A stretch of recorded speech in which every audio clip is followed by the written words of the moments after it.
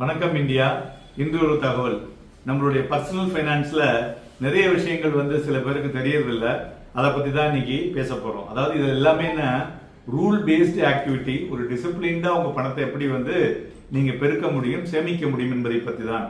முதலாவதான rule number 72 ஒன்று இருக்குங்க. இது என்னன்னா, உங்களுடைய பணம் எந்த மாதிரி டபுள் ஆகும், எத்தனை மாசத்துல அப்படிங்கறத கண்டுபிடிக்கக்கூடியது தான் இந்த ரூல். இது எப்படி, இந்த ஃபார்முலா என்னன்னா 72 டிவைடட் பை உங்களுடைய எக்ஸ்பெக்டட் ஆனுவல் ரிட்டர்ன்.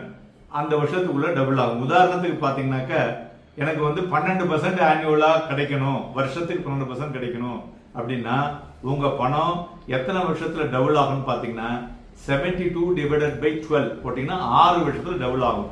ஸோ இதை மாதிரி அவங்களுடைய ரிஸ்க் டேக்கிங் கெப்பாசிட்டிக்கு தகுந்த மாதிரி அதை மாத்திக்கலாம். இரண்டாவது பாத்தீங்கன்னா, ஒரு simple guide to asset allocation. இது எல்லாரும் ரொம்ப முக்கியமான ஒண்ணுங்க. அதாவது இன்னைக்கு இருக்கக்கூடிய ஏஜ் பாத்தீங்கன்னா 100 வயசு வரலையும் எல்லாரும் தொடர்றாங்க.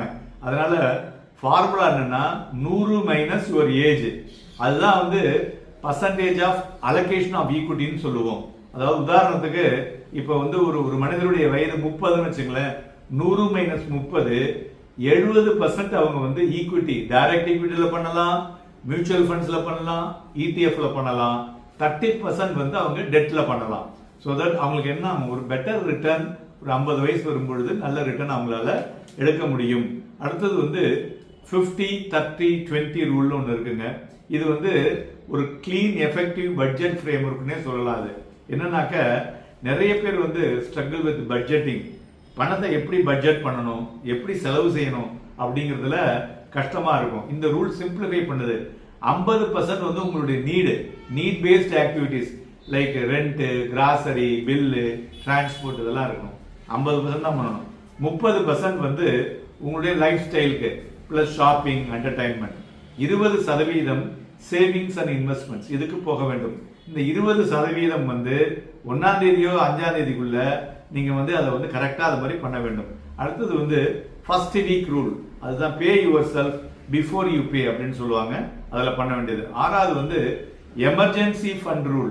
நார்மலா ஒரு ஃபர்ஸ்ட் எய்டு மாதிரி, first shield against your crisis. இந்த எமர்ஜென்சி ஃபண்டுங்கிறது முன்னாடிலாம் 3 டைம் வச்சிருந்தோம். இப்போ 6 டைம் எமர்ஜென்சி ஃபண்டை வச்சுக்கணும்.